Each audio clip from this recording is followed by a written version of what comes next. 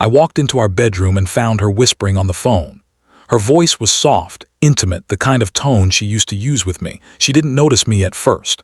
Her back was to the door, shoulders relaxed, one hand twirling her hair the way she did when she felt safe. Then she laughed. Not her polite laugh, her real one.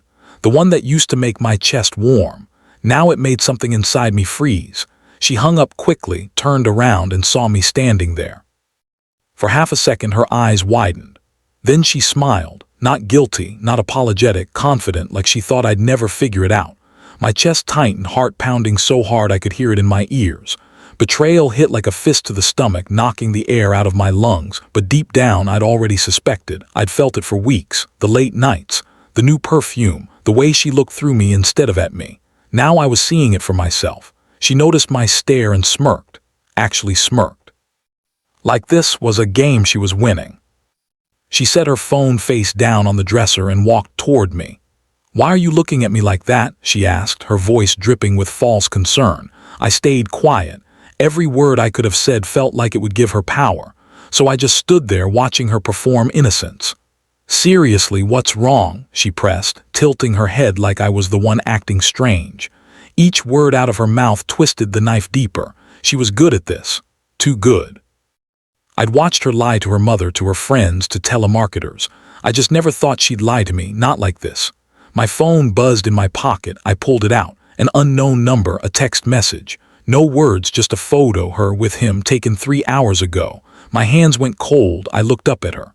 She was still watching me, that same smug expression plastered across her face. I slid the phone back into my pocket without reacting. Not yet. I wasn't ready yet. Next morning, I drove to her mother's house. I needed someone to know, someone who could make her stop. Her mother, Patricia, answered the door in her bathrobe, coffee mug in hand. I told her everything. The phone calls, the late nights, the anonymous photo. Patricia's face didn't change. She just stared at me, sipping her coffee like I was telling her about the weather. "You're being paranoid," she said finally. "My daughter would never do that." I blinked. "I have proof." She waved her hand dismissively. "Proof can be faked. Maybe you're the problem. Maybe you're not giving her what she needs." The words hit me like cold water. I realized then that I wasn't just fighting her. I was fighting a team of enablers, people who would protect her no matter what she did. Patricia smiled as I turned to leave. Not a kind smile, a victorious one, like she'd already won. I started watching her more closely after that. Not obviously, not in a way she'd notice. I paid attention to her patterns. The way she checked her phone constantly when she thought I wasn't looking. The way she'd disappear into the bathroom for 20 minutes at a time. I scrolled through her social media looking for clues. She'd been careful, no obvious posts, no tagged photos, but there were gaps, time stamps that didn't match, check-ins that made no sense. One afternoon, I followed her. She said she was meeting a friend for coffee. Instead, she drove to a park on the other side of town. I parked 2 blocks away and watched through binoculars I'd bought that morning. She sat on a bench near the fountain. 5 minutes later, a man approached. Tall, dark hair, expensive jacket. They didn't hug, didn't kiss, just sat close, talking, their knees touching. He handed her something. She slipped it into her purse. They sat there for 30 minutes, then left separately. My hands shook as I drove home. That night, I confronted her about small things, little lies. "You said you were with Kendra today," I mentioned casually over dinner. She didn't flinch. "I was." "For how long?" "A couple hours." "Why?" I shrugged. "Just curious." "She texted me earlier asking where you were." Her fork paused halfway to her mouth. For a split second, panic flashed across her face. Then it was gone, replaced by irritation. "You're checking up on me now? That's pathetic." She turned the conversation back on me. Made me the villain for asking questions. Classic gaslighting, but she'd slipped. She'd said she was with Kendra all afternoon. Kendra's text proved that was a lie. I filed that detail away. Patience was power. I wasn't going to explode. I was going to build a case, one lie at a time. She finished eating and left the table without another word. I sat there alone, staring at her empty chair. 3 days later, her best friend called me. Her name was Simone and her voice was shaking. "I don't know if I should be telling you this," she said. I waited. "She's been seeing someone for months. I thought you knew. I thought maybe you had an arrangement or something. But then I saw how she talked about you behind your back and I realized you didn't know." My throat tightened. "Who is he?" His name is Troy. He works at her gym. She met him 6 months ago. 6 months. Half a year of lies. Why are you telling me now? I asked. Simone hesitated. Because if she finds out you know, she'll destroy everything. She's already planning to make you look unstable. She's been telling people you're controlling, paranoid. She's building a narrative so that when this comes out, everyone blames you. I thanked her and hung up. For the first time since this started, I wasn't alone. And I finally had a name. Troy. I found the note 2 days later. It was tucked inside a book on her nightstand. A book she'd been reading for weeks but never seemed to finish. The note was short, handwritten.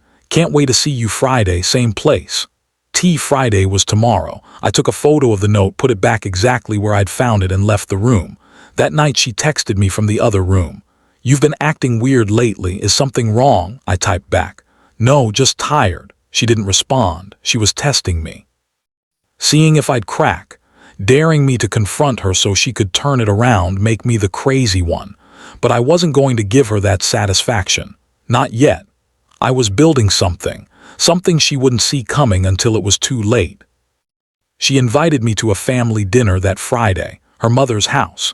The same woman who dismissed me weeks earlier. I knew what this was, a performance. A chance to humiliate me in front of everyone, to paint me as the problem while she played the suffering wife. I went anyway, calm, composed, ready. The dinner table was full. Patricia, her brother Kyle, his wife Vanessa, and her. She was radiant, smiling, playing the perfect hostess. I sat quietly eating, saying nothing. Halfway through the meal, I overheard her whispering to Kyle. He's been so paranoid lately. I think he needs help. Kyle glanced at me, then back at her. You sure you're okay? She nodded, eyes glistening like she might cry. I'm managing. I wanted to flip the table. Instead, I smiled and asked for more potatoes. The night wasn't over, not yet. That night I followed her again. She told me she was going to the store. Instead, she drove to a motel on the edge of town. I parked across the street watching. She sat in her car for 5 minutes checking her phone. Then Troy pulled up, same man from the park. He got out, walked to her window, leaned in. They talked briefly. Then she got out and followed him inside. Room 12. My hands gripped the steering wheel so tight my knuckles turned white. I wanted to burst in, to scream, to make a scene. But I didn't.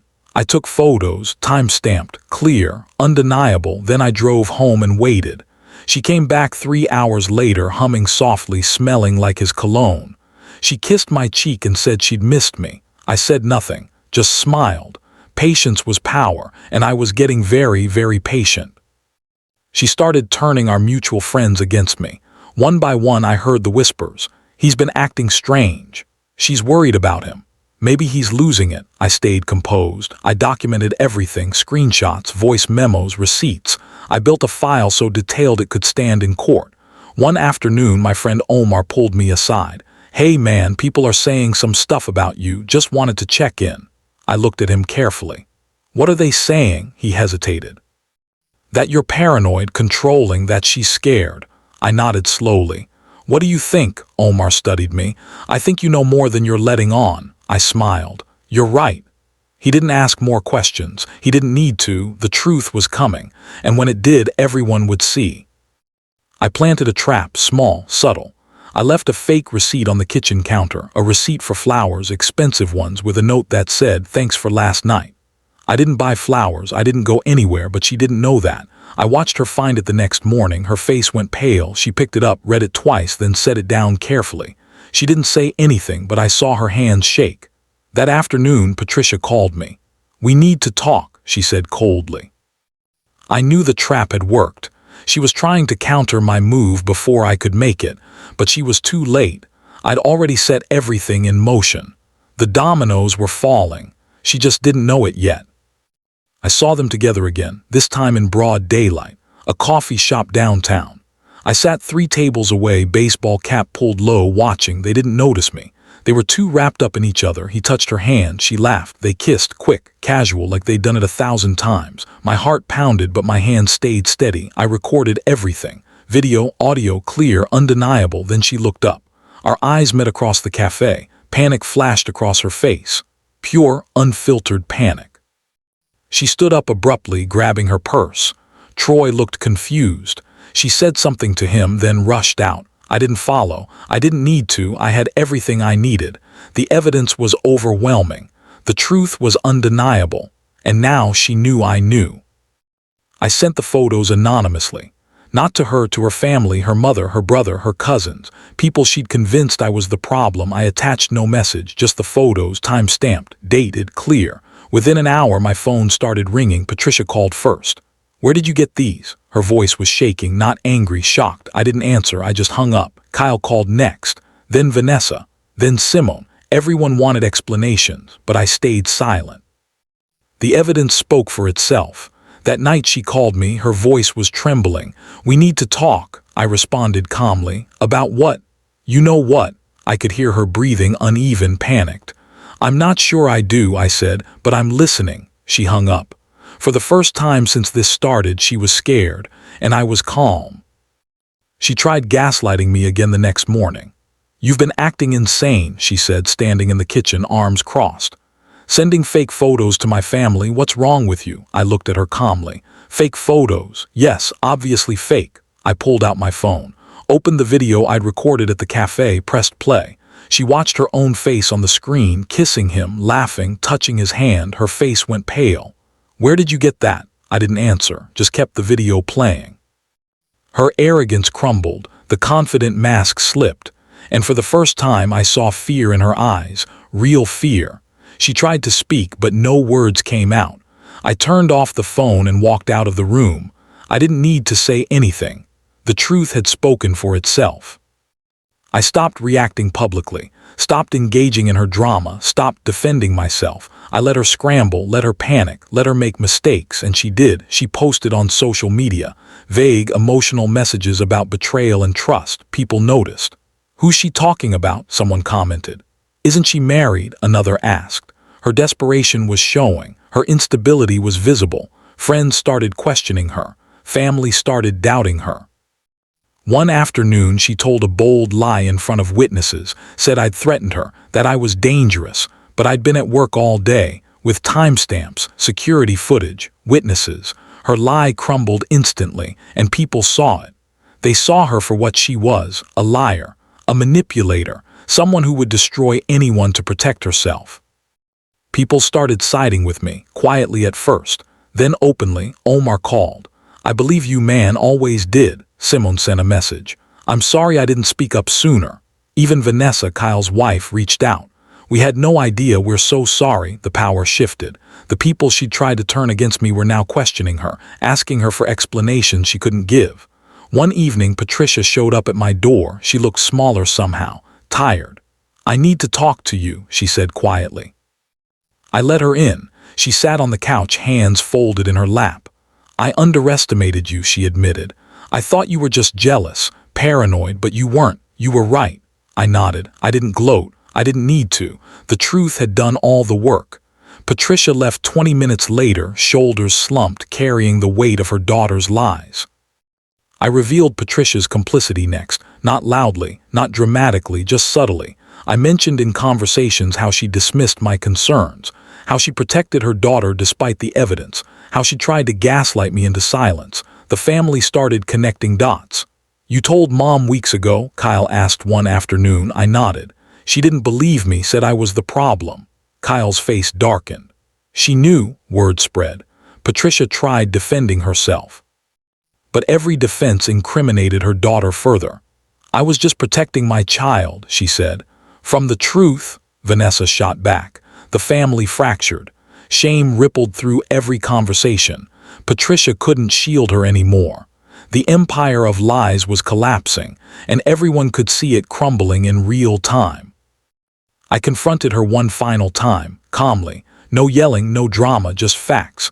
We sat in our living room, the same room where she'd whispered to Troy on the phone months ago. I laid out everything, photos, videos, texts, witnesses, timelines. She tried to speak, but I held up my hand. "I'm not here to argue, I'm here to tell you it's over." Her face crumpled. "Please, I made a mistake." "Multiple mistakes," I corrected, "for 6 months." She tried to cry, to manipulate, to twist. But I didn't react. I just stood up, grabbed my keys, and walked to the door. "Wait," she said desperately. "Where are you going?" I looked back at her one last time. Away from you. She made one last desperate move, reaching for my arm. I pulled away gently but firmly and walked out. I revealed everything to everyone, not out of spite, out of necessity. I sat down with her family, our mutual friends, and laid it all out. Photos, videos, messages, the meetings, the lies, Troy's identity, the timeline of deception. No one interrupted, they just listened, watched, processed. When I finished, the room was silent. She tried one last time to twist the story. "He's obsessed," she said weakly. "He's been stalking me." But no one listened. The evidence was too overwhelming. The truth too clear. Simone spoke first. "We believe him," Kyle nodded. "So do we." Even Patricia stayed silent. Her support network had crumbled completely. There was nothing left to defend. No lie strong enough to cover the truth. She sat there, alone, exposed, with nowhere left to hide. Her arrogance shattered, her confidence gone. She was forced to face consequences for the first time in her life. I moved out that week, found a small apartment across town. Quiet, clean, mine. She tried calling, texting, begging. I blocked her number, changed my locks, started over. Her mother and Troy watched from the sidelines as everything she'd built on lies collapsed. I felt no joy in her destruction, just relief, just closure, just peace. I walked through the park one afternoon, the same park where I'd first seen them together, and felt nothing. No anger, no pain, just calm. The truth had been mine all along. I'd just been waiting for the right moment to reveal it. And now that I had, I was free. Completely, finally free. If you've ever been betrayed by someone you trusted, know that the truth is your greatest weapon. Silence, patience, and evidence will always outlast lies. You don't need to scream to be heard. You just need to wait for the right moment. Your story matters. Your pain is valid. And you deserve people who choose honesty over deception. If this story resonated with you, share your experience in the comments. Let's build a community where truth isn't just spoken, it's celebrated. And if you want more stories about justice, resilience, and standing up for yourself, follow this channel. Because quiet strength is the most powerful force in the world. And sometimes, the best revenge is simply revealing what you already knew.